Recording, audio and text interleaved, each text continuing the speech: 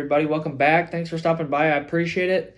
So today I'm just going to tell you what I did at work. I got one clip and a picture, but it was a really intense day, so I'm just going to explain to you what happened. So first of all, we started out with like an explanation of what we were going to be doing for the first hour, just going over all the steps, everything we were going to install for the day with Steven. He laid us out, and then from there we went ahead and grabbed all the materials that we were going to need. Had to gather that up from around the job site, and then get the containment cart because we need to like not make any messes, because we were working in, I don't know the correct term, we're working in like, I don't know, the mental hospital, the psych ward, whatever you want to call it. We were working with like dangerous patients that are like violent and stuff like that.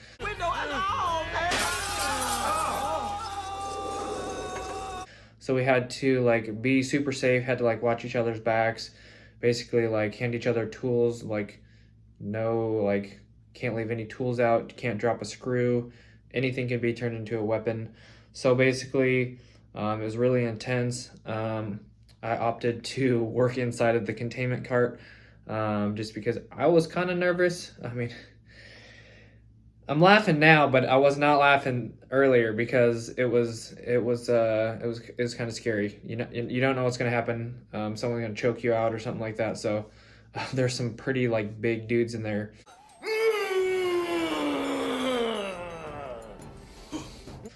So it was intense, and sometimes the nurses or whatever will ask you to like, hey, you need to get out of here because someone's like acting up right now. So it's pretty intense. It's sketchy, but it is what it is. So probably should go over the protocol of what happens if you get attacked by a patient. I don't think we went over that, but we went over like all the like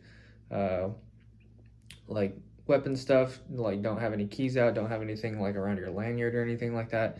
Anything can be turned into a weapon. Don't use like plastic bags or anything like that, or like throwaway plastic bags, or like dispose of plastic bags properly, because like someone can like take it and like choke themselves or like suffocate themselves or suffocate you. So it's pretty intense. So like you could die. So anyways, that's one thing that we need to go over is what do we do if someone attacks you? Do you defend yourself? Do you run away? Do you fight them? Like, I don't know. Okay, so I'll figure that out tomorrow. But today was a good day. We're alive. But one of the things that we worked on today was we were adding a card swipe for one of the double doors between the medium, I don't even know how to describe this, but basically there's two compartments, like obviously it's like a mental place. So you got like the medium or the regular kind of mental people over on this side, and then you have like the intense like people that are like gonna fight you over on this side. So we were working on the side that people are gonna fight you.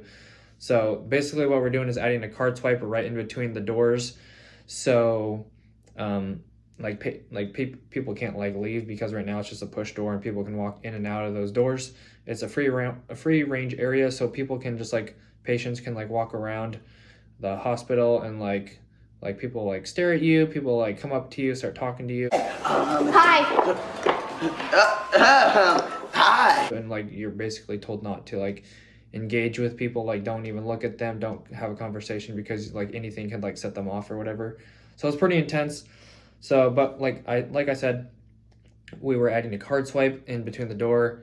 So I was working in the containment cart. There's a little ceiling, I don't even know what you call it, the ceiling access panel. So basically unscrewed it, the panel comes down, and then that was our only spot because it was a hard lid ceiling.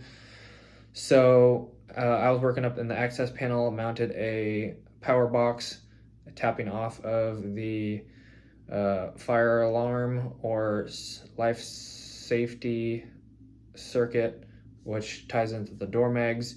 So I stole power from there, run the flex from the J-box, which was inside the access hatch, thank God, because otherwise that would have been a nightmare and probably pretty much impossible to steal power from across a hard lid without access. So there was access for the card reader, there was access for the door mag. There was a J-box with the door mags right above the access, within arm's length reach. So that was super nice. So I just added some flex into my power box, into the junction box, pulled some wire, made it up.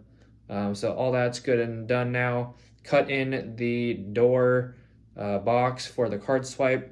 So I got that down, flexed down to that. Got that strapped up above the wall, fire caulked, and got a string pulled through that. So all we have to do tomorrow, and we also got the magnet installed on the door. The last thing that we have to do tomorrow is, which shouldn't take a super long time, maybe like 3 hours at the most, is we have to mount the magnet. Well, there's the magnet, like the metal plate, which is what we installed, and then we have to like install like the guts, like the actual part that like magnetizes with electricity to the plate. So we just have to install that tomorrow. So yeah, I had high hopes that we were going to finish it today. Things went a little bit south and took a little bit longer than I thought.